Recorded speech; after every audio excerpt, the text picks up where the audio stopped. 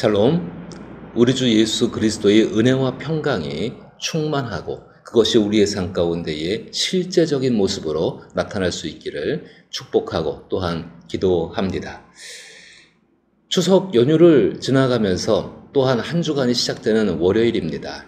한 주간도 하나님의 은혜 가운데에 건강하고 또 강건하여서 주의 은혜 가운데에 살아갈 수 있기를 다시 한번 기도하고, 오늘 함께 읽고 살펴볼 말씀은 예레미야 15장 1절부터 9절 말씀입니다. 제가 말씀을 읽습니다. 여호와께서 내게 이르시되 모세와 사무엘이 내 앞에 섰다 할지라도 내 마음은 이 백성을 향할 수 없나니 그들을 내 앞에서 쫓아보내리라.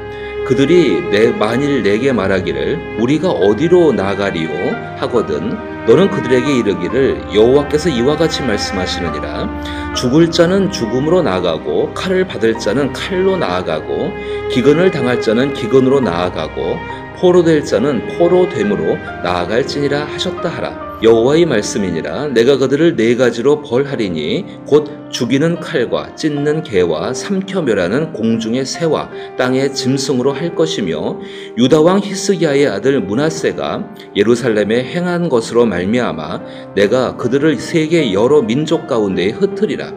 예루살렘아, 너를 불쌍히 여길 자 누구며 너를 위해 울 자 누구며 돌이켜 내 평안을 물을 자 누구냐. 여호와께서 이르시되 내가 나를 버렸고 내게서 물러갔으므로 내게로 내 손을 펴서 너를 멸하노니 이는 내가 뜻을 돌이키기에 지쳤음이니로다. 내가 그들을 그 땅의 여러 성문에서 키로 까불러 그 자식을 끊어서 내 백성을 멸하였나니 이는 그들이 자기들의 길에서 돌이키지 아니하였음이니라. 그들의 과부가 내 앞에 바다 모래보다 더 많아졌느니라.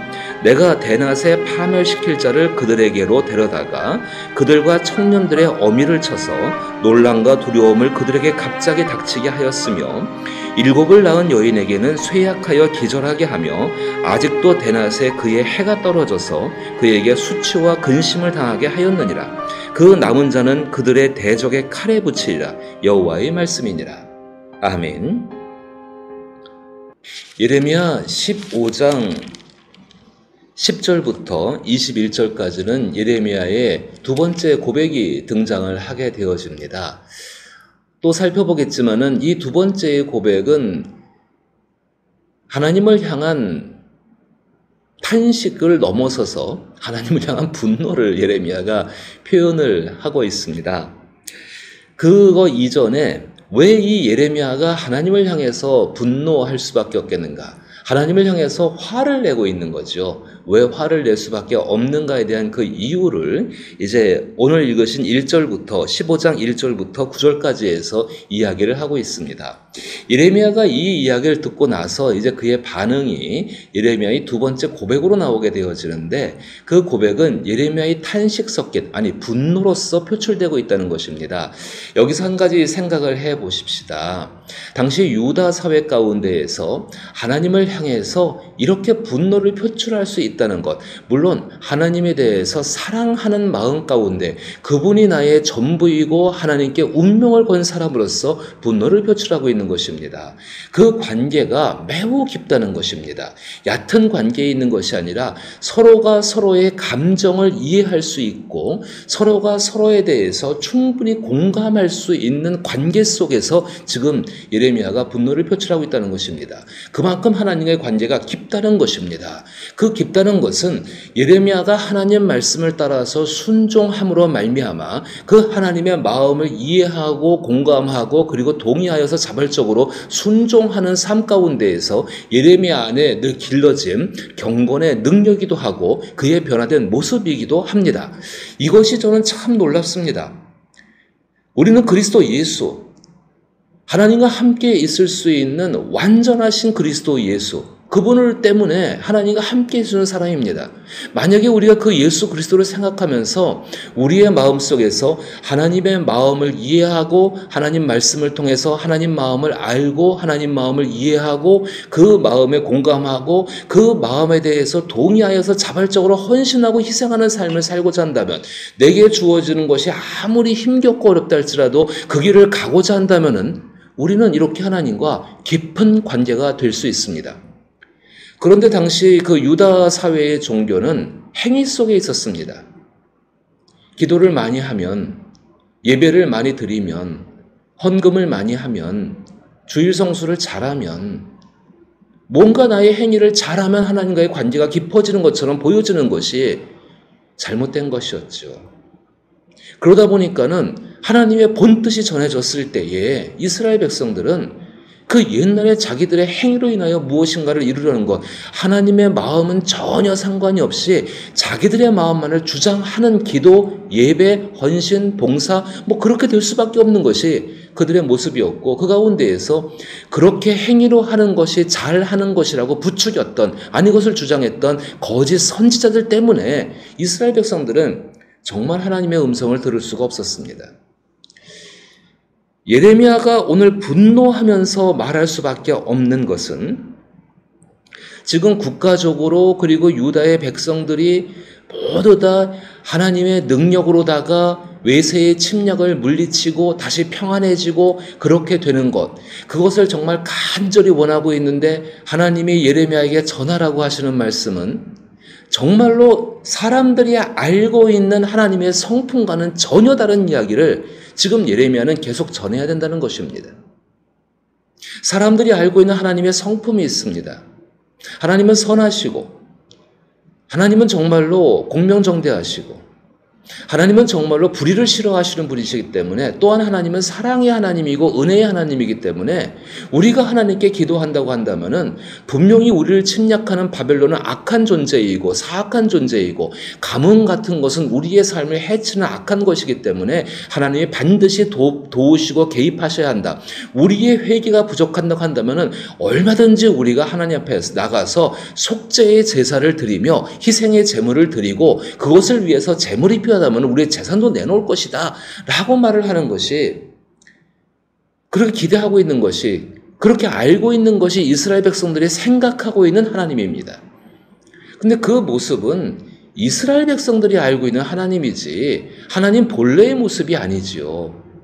하나님 본래의 모습은 하나님께서 스스로 말씀하십니다. 그 말씀을 듣고 그래, 하나님은 그런 하나님이야 라고 인정하고 따라가는 것이 맞는 것인데, 이스라엘 백성들은 그 하나님은 자기가 정해놓은 하나님이 있습니다. 자기가 만들어 놓은 하나님이 있습니다. 그 만들어 놓은 하나님에 대해서 정말 그거 가지고, 그래서 그 만들어 놓은 하나님께 무언가를 요구했을 때 그대로 되지 않으면은 그들은 그 하나님을 부정하고 그 하나님께 실망하고 그 하나님을 인정하지 않는 악한 모습이 계속 반복되고 있는 것입니다. 사실 그것이 우상 숭배입니다. 우리가 만든 하나님, 그 하나님을 넘어서서 하나님 그분이 누구인지를 성경 전체를 통해서 알아가야 한다는 것입니다. 우리는 요절을 외우기를 좋아합니다. 물론 필요하지요. 어렵고 힘겨울 때 그 한 구절의 요절이 내 영혼을 깨울 수도 있습니다. 그러나 더 중요한 것은 그 요절 한 구절이 중요한 것이 아니라 성경 전체를 인내와 노력을 가지고서 읽어 나가면서 하나님의 뜻이 무엇인가, 하나님은 어떻게 말씀하시는가, 그 상황 가운데 어떻게 하나님은 어떤 마음을 가지고 어떤 행동을 하시는가, 그 가운데 또 인간은 어떻게 반응했는가를 살피는 것이 굉장히 중요하다는 것입니다. 하나님은 예레미야에게 말씀하십니다. 1절에 여호와께서 내게 이르시되 모세와 사무엘이 내 앞에 섰다 할지라도 내 마음은 이 백성을 향할 수 없나니 그들을 내 앞에서 쫓아내보내리라. 하나님께서 이스라엘 백성들을 향해서 절교, 단절을 선언하시는 것입니다. 예레미야가 이 말을 전했을 때 예레미야는 어떤 상황이 될까요? 예레미야가 그렇다고 억울하고 힘들어서 아니 하나님 왜 나로 하여금 이 말씀을 전하게 했습니까? 내가 백성들에게 얼마나 미움받고 있는 줄 아십니까? 이렇게 항의해서 분노하는 거 아닙니다. 지금 예레미야는 그래도 하나님 이렇게 할지라도 뜻을 돌이킬 수는 없는 겁니까?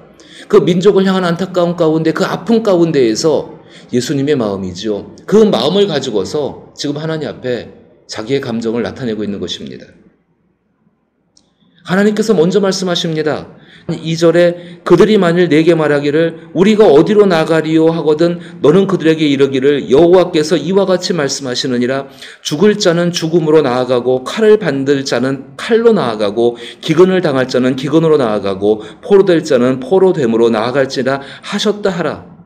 여호와의 말씀이니라. 내가 그들을 네 가지로 벌하리니 곧 죽이는 칼과 찢는 개와 삼켜물하는 공중의 새와 땅의 짐승으로 할 것이며 유다 왕 히스기야의 아들 므낫세가 예루살렘에서 행한 것으로 말미암아 내가 그들을 세계 여러 민족 가운데 흩으리라.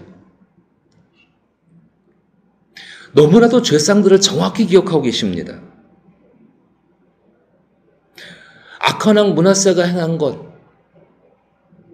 히스기야가 마지막 구원의 길을 만들어놨는데 그것마저 깡그리 무시하고 짓밟았던 그 행동들, 우상숭배로 끌었던 것들, 더 난잡하고 추잡하게 사회 전체를 악한 사회를 만들어버린 이 왕의 행동, 그 행동이 좋다고 따라갔던 사람들, 그 가운데에서 아니 정말로 아무것도 모르는 사람은 어떡합니까? 아니 모르는 것조차도 하나님께서 심판하십니까? 라고 지금 예레미야 탄식이 섞여 있는 것이죠. 그런데 하나님은 분명히 단호하게 말씀을 하십니다.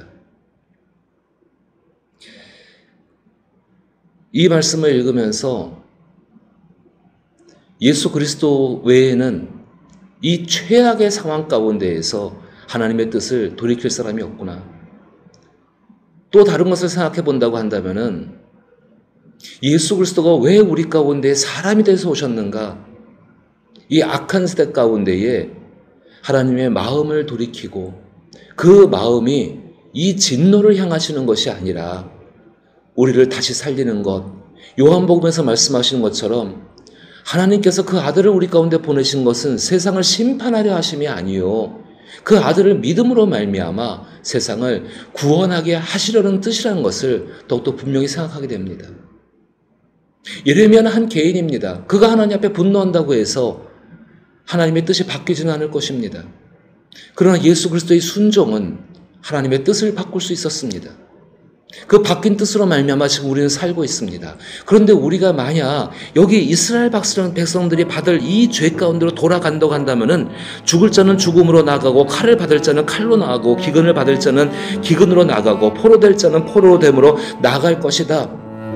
당연히 인과응보적으로 행해야 되는 그 일 가운데 깨닫지 못하고 예수 앞에 돌아오지 못한다고 한다면은 그분이 베푸시는 죄사함의 은총을 누리지 못한다면 그리고 한 걸음 나아가서 그 예수를 전해주지 못한다고 한다면은 이 진노는, 이 결과는 그대로 우리 가운데 이루어질 수밖에 없다는 것입니다.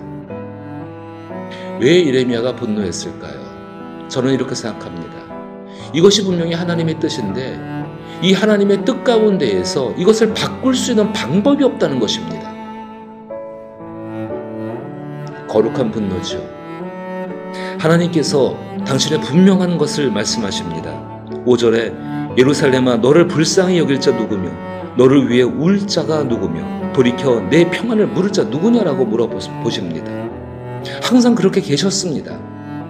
그 하나님만이 그들을 불쌍히 여기셨고 그들이 울고 있을 때 눈물을 닦아주셨고 그들에게 평안하냐라고 늘 물어보셨습니다. 그런데 6절 말씀에 여호와께서 이르시되 내가 나를 버렸고 내게서 물러갔으므로 하나님이 버리신 것이 아니라 하나님의 백성들이 하나님을 버린 것입니다. 수없이 언약을 바꿔주셨습니다. 그들이 회개하고 돌아오면은 그래 잘 될 수 있을 거야. 다시 한번 기대를 걸어보자. 그런데 하나님께서 6절 끝부분에 내가 뜻을 돌이키기에 지쳤으므로다 라고 말씀하십니다. 예레미야가 분노하는 두 번째 이유가 나올 수밖에 없습니다.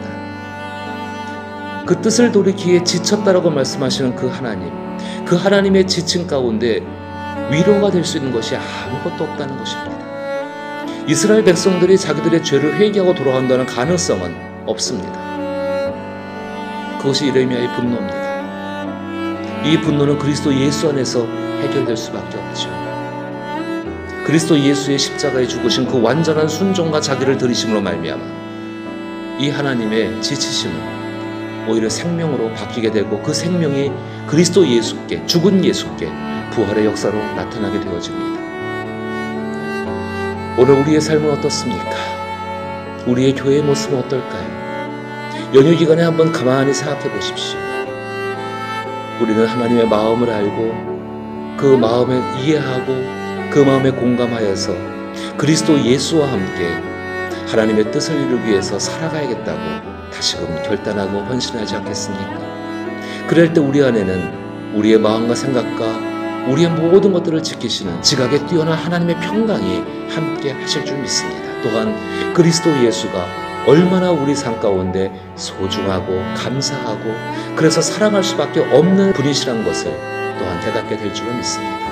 그래서 사랑할 수밖에 없는 나의 사랑, 나의 메시아라는 것을 고백할 수밖에 없을 것입니다. 그 선한 고백이 있고 그 선한 희생이 있고 그 선한 따라감이 있는 놀라운 삶이 되기를 나사렛 예수 이름으로 축복합니다.